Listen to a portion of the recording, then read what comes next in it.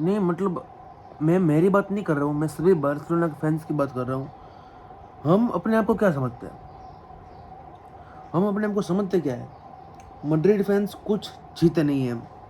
Arsenal के मतलब Madrid कुछ जीते नहीं, उनके फैंस साइनिंग की खुशियां मचा रहे हैं। ट्रेंट अलेक्जेंडर आर्नोल्ड साइन कर लिया, जिन हडसन साइन कर लिया, फ्रांको मस्तांतुओनो साइन कर लिया, एक और 20 साल का बालक किसी स्ट्राइकर की पोजीशन पे साइन कर दिया, और एक दो साइनिंग हो जाएगी। आर्सेनल वहाँ पे कुक कर रही है, चेल्सी वहाँ पे सब प्लेयर्स सारी टीम्स को साइन कर रही है, पूरी पूरी टीम्स को साइन कर रही है। बट यहाँ पे बार्सिलोना ने लोकल ट्रेबल जीत लिया है, ला लीगा जीत ली है, कोपा डेल रे जीत लिया है, सुपर कोपा जीत लिया है, स्पेनिश सुपर कप। उसके बाद भी हमें साइनिंग करने के लाले पड़ रहे हैं, रजिस्ट्रेशन करने के लाले पड़ रहे हैं। हम हमारा फाइनेंशियल फेयर प्ले क्लियर नहीं कर पा रहे हैं, हम हमारा सैलरी कैप को बढ़ा नहीं पा रहे। इसका रीज़न क्या है? कि हमको अंधेरे में रखा जा रहा है? क्या John Laporta is doing really great things, और is he just a politician like other, जो हमको गुमराह कर रहा है, जो कुछ फर्क नहीं पड़ा उसको, नहीं पड़ रहा है उसकी टीम को, just he want to win the election, और इसीलिए यहाँ का कुछ वहाँ करके 1:1 रेशियो में लाकर हमको गुमराह करना चाहते हैं। मेरे हिसाब से ये चीज़ नहीं हो सकती है, क्योंकि भाई फाइनेंशियली तो हम स्टेबल है नहीं, वी आर अनस्टेबल फाइनेंशियली, ये बात सबको पता है। और किसी को पता ना हो तो उससे बड़ा पागल मैंने दुनिया में देखना चाहूँगा भी नहीं। जिराल्ड रोमेरो करके एक जर्नलिस्ट है, स्पेन का, बार्सिलोना में रहता है, और ये 2 दिन पहले ऐसे बात बोलता है कि भाई Nico Williams to Barcelona is 150% done. अब यहाँ पे कुछ चेंजेस होने वाले हैं नहीं। निको विलियम्स आने वाला है, नहीं आएगा तो मैं उसको खुद लेने जाऊँगा। ऐसी बात बोलकर हम सबको उम्मीद जगाता है, क्योंकि भाई हम तो क्या करें, हम ये सब जर्नलिस्ट है, ये सब बात करते हैं तो हम देखते हैं ट्विटर में, ट्वीट उनकी होती है तो हम देखते हैं। जिराल्ड रोमेरो को पहली बात तो ये कि आज के बाद कोई बात नहीं मानेगा। Gerard Romero is the biggest fraud journalist I have ever seen. Gerard Romero 150% confirmation आने के बाद दूसरे दिन ऐसा बोलते हैं कि अब मैं आपसे झूठ नहीं बोलना चाहूँगा। I want to be honest with you.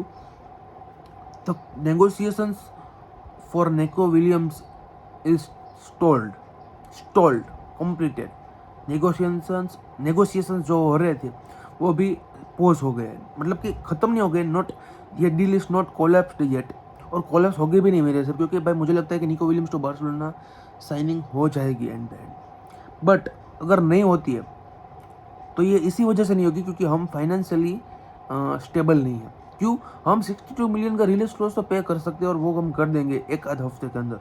But उसके बाद क्या? उसके बाद रजिस्ट्रेशन के लाले हैं, उसके बाद सैलरी के लाले हैं, वो सब नहीं होगा। और अगर हम तब तक कोई प्लेयर बेचते नहीं है तो it would be very difficult, almost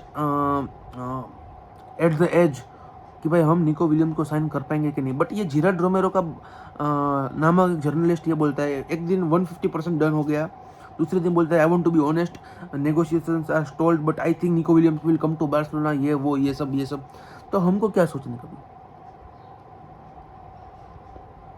ऐसे जर्नलिस्ट को तो पहले बोलना ही नहीं चाहिए, ट्वीट करना ही नहीं चाहिए, क्योंकि भाई उसने लियोनेल मेसी का टाइम भी बहुत अफवाह फैलाई थी, लास्ट टाइम निको विलियम्स के टाइम में भी बहुत अफवाह फैलाई थी। एक लेटर लेके आ गया था कहीं से, उसको खोल नहीं रहा था, और ये कह रहा था कि भाई जब वो न्यूज़ आ जाएगी तब मैं लेटर खोलूंगा और बोलूंगा कि भाई मेरे पास ये पहले से लेटर आ चुका था। ये सब क्या किस लिए? पर अगर आपको फेम चाहिए तो कंटेंट क्रिएशन कीजिए, आप अपनी दूसरे बहुत तरीके हैं। Journalist is not like this. अगर आपके 2-3 खबर खराब हो गई तो आपकी कंपनी की तो इज्जत डूबे गई, बट आपका जो नाम है वो कोई उसके ऊपर विश्वास ही नहीं करेगा। और मेन बात मैं करना चाहता हूँ बार्सिलोना के फाइनेंशियल क्राइसिस के ऊपर।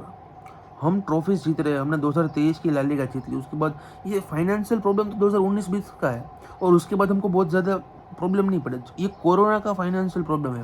वहाँ पे हमने जो प्लेयर्स साइन किए महंगे महंगे, और वहाँ पे हमको स्टेडियम बंद करना पड़ा 2 साल के लिए, और वहीं पे हमने फाइनेंशियली स्ट्रगल किया।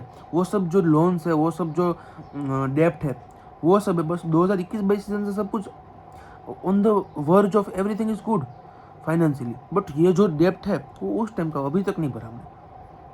2023 ला लीगा जीत गए, 2025 ला लीगा जीत गए, कोपा डेल रे में आ गए, जीत गए, स्पेनिश सुपर कप जीत गए और चैंपियंस लीग में सेमीफाइनल तक पहुंच गए। मतलब कि फाइनेंशियली भी हमने सेमीफाइनल तक पहुंचे हैं। It was good. 40-50 million Euros हमने चैंपियंस लीग में से भी इस साल कमा लिए होंगे और ज़्यादा भी होंगे तो मुझे पता नहीं। तो इतना अच्छा, इतना खतरनाक सीजन देने के बाद, इतना one of the best season in the recent years after 18-19 मेरे हिसाब से, इतना अच्छा सीजन देने के बाद मेरे हिसाब से अभी भी हम फाइनेंशियली स्ट्रगल कर रहे हैं। उसका मतलब क्या है? उसका मतलब ये है कि हमारी फाइनेंशियली प्रॉब्लम्स 1-2 साल में भी क्लियर नहीं होने वाली। It will take very long years. और अब तो कैंप नो बन गया तो उसका डेप्ट अलग से, उसका हमको 25-30 साल में भरना है, उसका कोई प्रॉब्लम नहीं है। 30 साल तक हमको उसके लोन की जो इंस्टॉलमेंट्स है वो देनी है और वो तो हम दे देंगे। और उसके बाद नाइक के पैसे, मेरे हिसाब से नाइक का जो कॉन्ट्रैक्ट हुआ उसका क्या, उसके पैसे आने वाले थे, उसका 1:1 रेशियो होने वाला था। नाइक का डील हो गई, नाइक की खत्म हो गई, वो कॉन्ट्रैक्ट लिख लिया, साइन कर लिया, बट हम 1:1 रेशियो में नहीं आए। उसके बाद वीआईपी सीट की बात आई, वीआईपी सीट हम बना रहेंगे, उसको बेच देंगे, वो बेच दिया, वो अभी भी 1:1 रेशियो में नहीं आए। 2 दिन पहले स्पोर्ट नामक एक आता है मैगजीन, वहाँ पे ट्विटर हैंडल में ऐसा बोला जा रहा है कि भाई हावियर तेबास ने जोहन लपोर्टा को फ़ोन कर ये बोल दिया है कि भाई तू 1:1 रेशियो में आ गया है, तेरी बार्सिलोना 1:1 रेशियो में आ गई है, अब तुम फाइनेंशियली फेयर प्ले के अंडर आ रहे हो, अब तुम कोई भी प्लेयर को बेचोगे तो तुम उसको पूरा पैसा दूसरे ट्रांसफर विंडो में लगा सकते हो। ऐसी बातचीत 1:1 रेशियो का मतलब क्या है दोस्तों, कि भाई अगर आपने मार्क अंद्रेस टर स्टेगन को 15 मिलियन यूरोस में बेचा है, तो आप उस 15 मिलियन यूरोस को पूरी तरह से यूज कर सकते हो दूसरे प्लेयर की साइनिंग में। इसी तरह से 1:1 रेशो चलता है और अभी हम 1:1 रेशो में नहीं है। मतलब कि हम अगर मार्क अंद्रे टर स्टेगन को बेचते हैं तो उसका पूरा नहीं, हमको उसका 50-60% कुछ ऐसा मिल सकता है और बाकी को हमको फाइनेंशियल फेयर प्ले में डालना पड़ेगा। तो that is not good, that is not profitable in the sense of Barcelona. तो इसलिए अभी बार्सिलोना कोई प्लेयर को भी बेच नहीं रही है।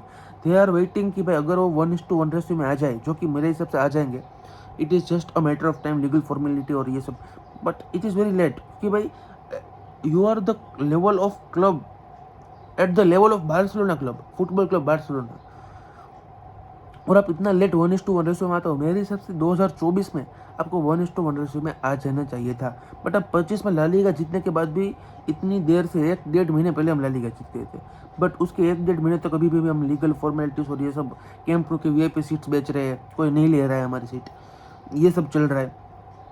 तो it is just embarrassing and nothing else. Nico Williams को इतना ये जो सागा निको विलियम्स का चल रहा है वो सही भी चल रहा है, क्योंकि भाई अगर उसको रजिस्टर नहीं कर पाए हम तो बेचारा वो तो नल्ला बेरोजगार हो गया ना निको विलियम्स। उसके हाथ कौन पकड़ेगा, उसकी उंगली कौन पकड़ेगा? 62 million release close plus salary जो है उसकी। तो वहाँ पे उसके एजेंट लोग ये बात कर रहे हैं कि भाई आप उसके कॉन्ट्रैक्ट में एक क्लोज लगा दीजिए जहाँ पे अगर निको विलियम्स का रजिस्ट्रेशन नहीं होता है तो आप उसको फ्री में जाने देते हो, या रिटर्न गारंटीज मांग रहे हैं, ये सब वो सब भाई बंधु है उनके एजेंट्स। तो they are right in their own perspective. Barcelona are trying to convince them कि भाई हम उसका रजिस्ट्रेशन करवा लेंगे। Barcelona are correct on their own perspective, मेरे हिसाब से हो गए शायद। बट मेन थिंग है कि भाई इतना सारा जीतने के बावजूद भी हम फाइनेंशियली खराब है, वी आर वर्स्ट। हम आर्सेनल से भी गिरे गुजरे हैं, चेल्सी से भी गिरे गुजरे हैं और एटलेटिको मैड्रिड से भी गिरे गुजरे हैं। वो भी 50-50 मिलियन, लास्ट सीजन उन्होंने 90 मिलियन यूरोस का अल्वारेस लिया था, हुलियन अल्वारेस, और उसका रजिस्टर कर दिया था। और हम 62 मिलियन रिलीज क्लोज देकर निको विलियम्स को 7-8 मिलियन यूरोस की सैलरी भी नहीं दे पा रहे। दैट इज वेरी ह्यूमिलिएटिंग मेरे हिसाब से। That is out of respect मुझे बोलना पड़ रहा है कि भाई बार्सिलोना को कुछ जल्दी से जल्दी करना पड़ेगा, 1:1 रेशियो में आना पड़ेगा, सैलरी कैप को बढ़ाना पड़ेगा, फाइनेंशियल फेयर प्ले को ठीक करना पड़ेगा, और जितना हो सके उतना जल्दी लो टर्म जो डेप्ट है हमारा, लो टर्म जो लोन है 3-4 महीने के अंदर, 6 महीने में देनी है, उसको पे कर अपने जो डेप्ट है उसको धीरे धीरे कम करने पड़ेंगे। बाकी तो एवरीथिंग इज रॉन्ग मेरे हिसाब से। But John Laporta is doing good things मेरे हिसाब से। प्रेसिडेंट बार्टोमू ने जो किया उससे तो बेहतर ही कर रहा है, तो I think he should be री इलेक्टेड। और उसने अच्छी तरह से बार्सिलोना को स्टैंड आउट परफॉर्मेंस किया है भाई। बहुत ही कठिन निर्णय उसने लिए, बहुत ही हेट्रेड उसने सहन किया, बट कहीं ना कहीं उसको भी इम्प्रूव करना पड़ेगा, उसकी टीम को भी इम्प्रूव करना पड़ेगा। तो हाँ, देखते हैं निको विलियम्स सागा कहाँ तक होता है। डेंजल डम्फ्रीज की भी बात चल रही है अभी, बट आई डोंट थिंक कि भाई डेंजल डम्फ्रीज को हम साइन कर पाएंगे जब तक हम निको विलियम्स को नहीं कर पाते। मिड जुलाई तक उसका 25 मिलियन रिलीज क्लोज है डेंजल डम्फ्रीज का। अगर हम जल्दी से जल्दी निको विलियम्स को साइन कर लेते हैं तो उसके बाद हम डेंजल डम्फ्रीज के बारे में सोच सकते हैं, क्योंकि इतना अच्छा प्लेयर आपको 25 मिलियन यूरोज के अंदर मिल रहा है। दैट इज स्टीलिंग डील मेरे हिसाब से। 25 मिलियन यूरोज में, मतलब कि जितने में आपने जॉन गार्सिया को खरीदा उतने में आपको डेंजल डम्फ्रीज मिल रहा है। मतलब कि आपको 110 मिलियन यूरोज के अंदर एक राइट बैक मिल रहा है डेंजल डम्फ्रीज के लेवल का, एक जॉन गार्सिया नामक अच्छा गोलकीपर मिल रहा है जिसने ला लीगा में लास्ट सीजन इतना अच्छा परफॉर्मेंस दिया, एवरी बेस्ट। और निको विलियम्स मिल रहा है आपको। It would be a best transfer window since 20 to 23 मेरे हिसाब से। मिलते हैं नेक्स्ट वीडियो में, तब तक